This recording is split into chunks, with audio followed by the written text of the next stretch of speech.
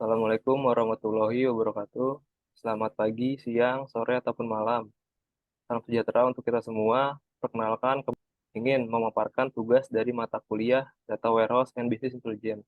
Tugas ini kami ajukan untuk memenuhi nilai ujian akhir semester dalam program studi Sistem Informasi Jenjang Strata 1.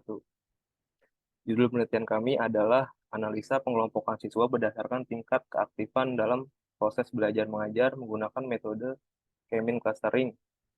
Studi kasus pada SMK Insan Kreatif. Perkenalkan, dari kelompok kami ada saya, Bayu, ada Fadil, ada Putri, ada Ozi, dan ada Hasan. Untuk agenda sendiri, ada beberapa. Yang pertama, pendahuluan, tujuan, landasan teori, tahapan penelitian, hasil, dan pembahasan. Dan yang terakhir ada kesimpulan dan saran. Yang pertama, latar belakang masalah. Pada siswa kelas 10 SMK Insan Kreatif, jurusan TKJ terdapat permasalahan pada proses pembelajaran. Permasalahan tersebut berkaitan dengan indikator keaktifan siswa pada saat mengerjakan tugas yang diberikan guru. Sebagian siswa masih menyalin hasil tugas dari teman, sehingga mereka tidak bisa menjelaskan hasil tugas yang sudah mereka kerjakan. Adapun penentuan keaktifan siswa dalam proses belajar mengajar, kami akan mengelompokkan siswa menggunakan metode clustering dengan algoritma K-means. Selanjutnya akan dijelaskan oleh rekan saya, Putri.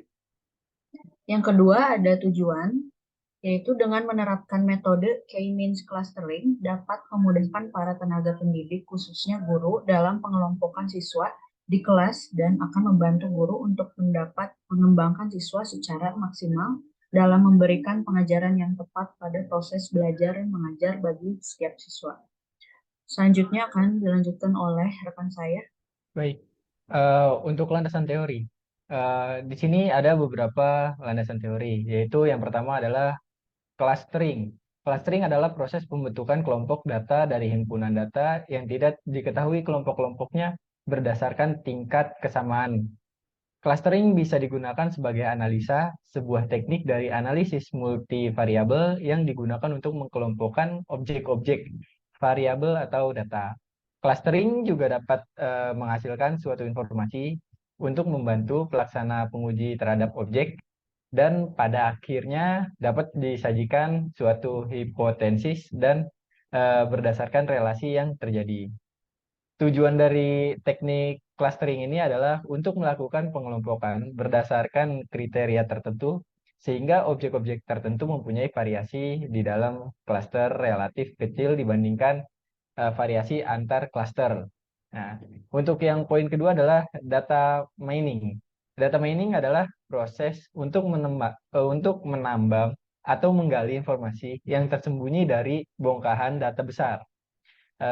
Di mana data mining ini adalah proses pencarian pola atau informasi yang menarik di dalam suatu data menggunakan teknik atau metode tertentu. Inti dari proses-proses eh, knowledge discovery in database yaitu bisa disingkat dengan KBB, KDD adalah data mining. Berdasarkan beberapa pengertian tersebut, dapat ditarik kesimpulan bahwa data mining adalah serangkaian proses knowledge discovery in database untuk menggali nilai tambah berupa informasi dari suatu basis data. Informasi yang dihasilkan didapat dengan mengekstrasi dan mengenali pola penting dari dalam basis data yang besar. Bisa dilanjut, Mas Bayu, slide-nya. Baik. Untuk poin ketiga, yaitu key means clustering. Algoritma key means data diklarifikasikan berdasarkan kedekatan dengan sentroid. Key means merupakan adalah metode yang menganalisa data atau metode dalam data mining yang melakukan proses data clustering non hierarki yang dimana data tersebut adalah dikelompokkan dalam satu bahkan lebih cluster yang merupakan salah satu metode yang dilakukan dengan sistem partisi. Langkah-langkah melakukan clustering dengan metode key means bisa dilihat seperti tersebut, yaitu ada D, variabel I, variabel J, dan akar kuadratnya X, yaitu di mana D ini mempunyai variabel I dan Z adalah suatu jarak data dari I ke pusat klaster, yaitu yang disebut J. Nah, ada juga pun yaitu adalah X key I adalah data I pada atribut data K, dan lokasi data berdasarkan jarak terdekat antara data dan centroidnya. Terima kasih. Selanjutnya yang keempat ada tahapan penelitian. Yang pertama ada pengumpulan data, menjelaskan data yang dapat berasal dari mana dan mampu mendeskripsikan data mana saja yang akan digunakan pada penelitian ini. Yang kedua ada pengolahan data awal, menjelaskan data yang telah layak dilakukan proses pengolahan. Olahan data juga berfungsi untuk mempermudah pembentukan model. Yang ketiga ada model yang diusulkan, menjelaskan mengenai model yang akan digunakan terhadap data yang sudah ada.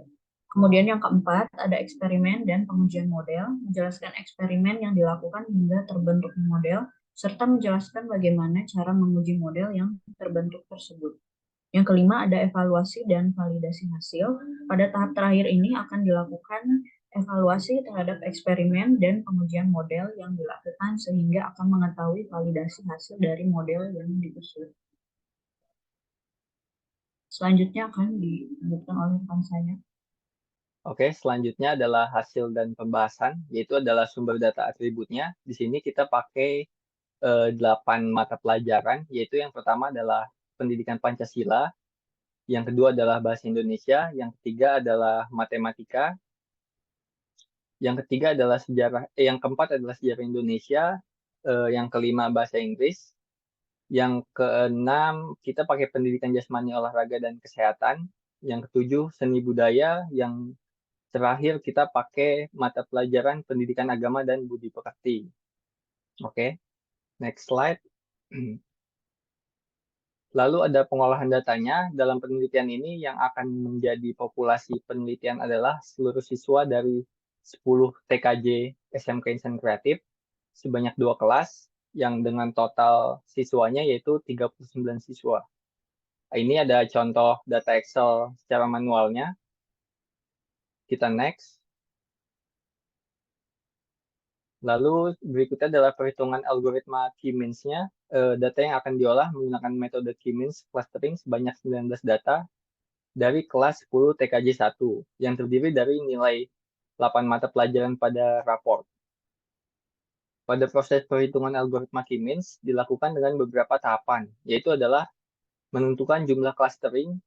Kita di sini membagi 3 cluster, yaitu C1, C2, dan C3.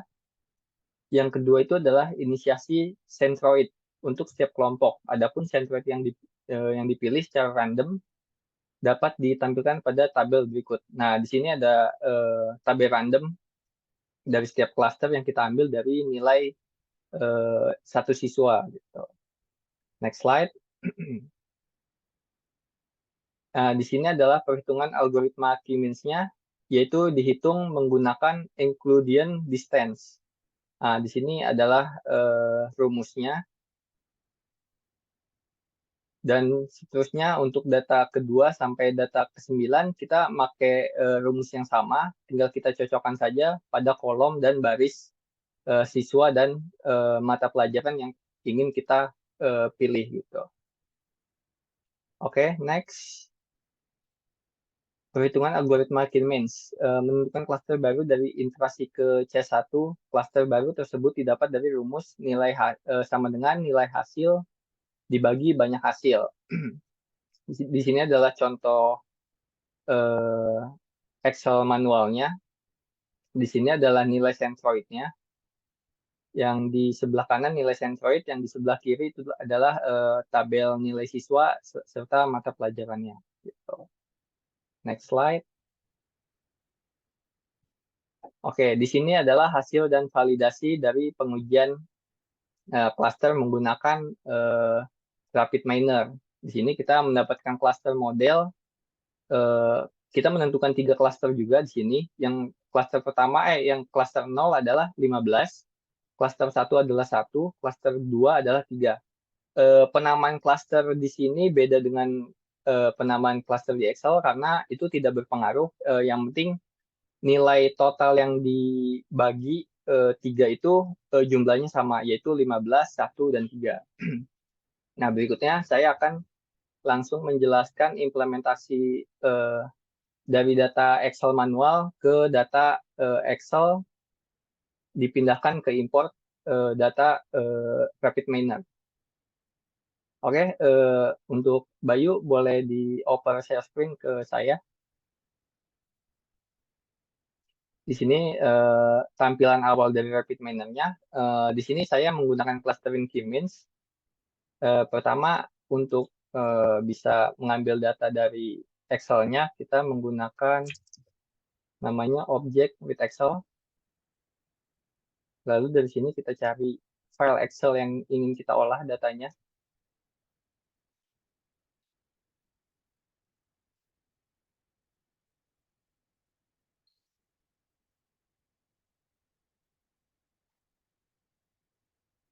Kita open.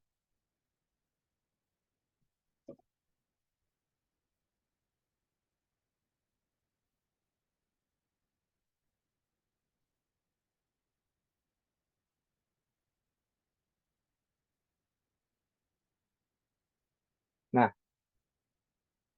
ini contoh data yang udah kita, ini contoh dasarnya seperti ini, contoh di Excel ya.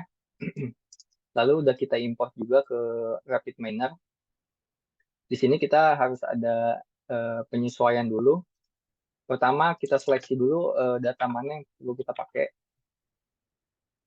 Jadi data nomor kita tidak perlu. Oke, kita next. Nah, di sini ada beberapa penyesuaian lagi. Di sini kita kolom nama kita change role menjadi ID. Oke. Jenis kelamin juga kita nggak pakai, harusnya kita exclude aja, exclude column. Lalu kita finish. Nah, habis itu kita perlu yang namanya object keymin.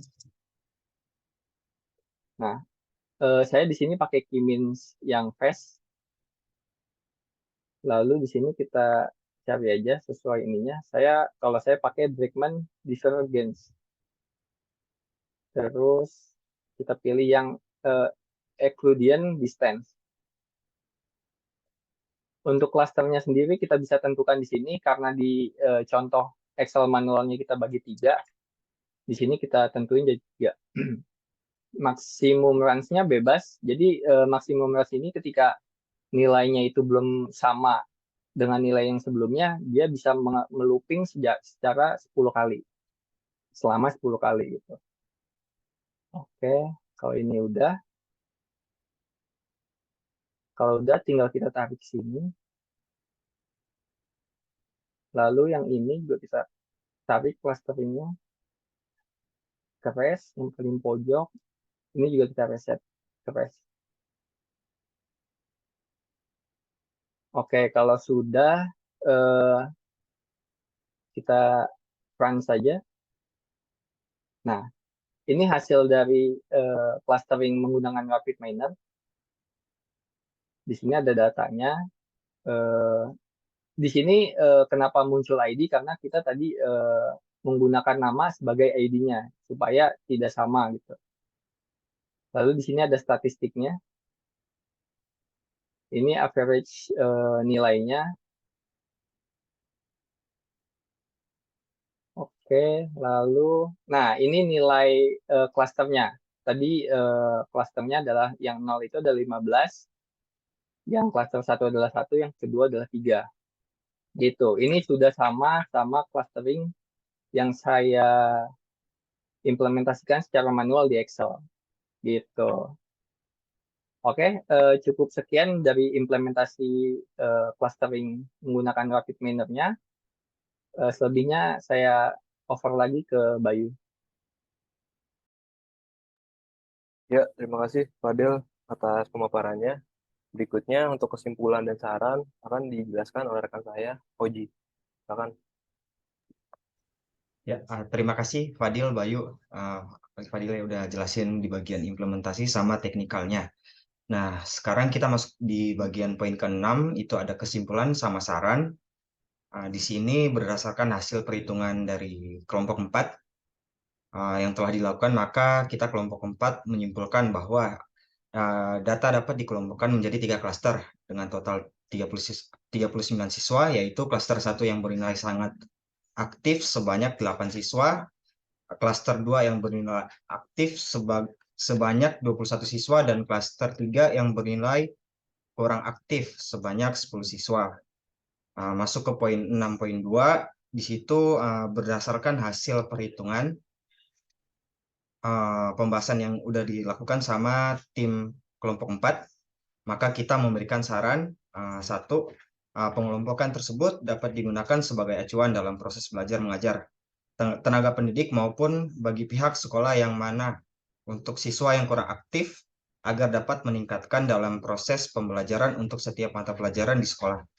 Yang kedua, ada pengelompokan tersebut dapat digunakan untuk merekomendasikan siswa yang sangat aktif dalam kegiatan-kegiatan perlombaan dan beasiswa sekolah yang mana mampu untuk menunjang dan mengapresiasi kemampuan siswa tersebut. Dari hasil kesimpulan dan saran dari tim kelompok 4 sudah selesai untuk menjabarkan materi untuk tugas akhir semester untuk DWBI. Sekian dan terima kasih.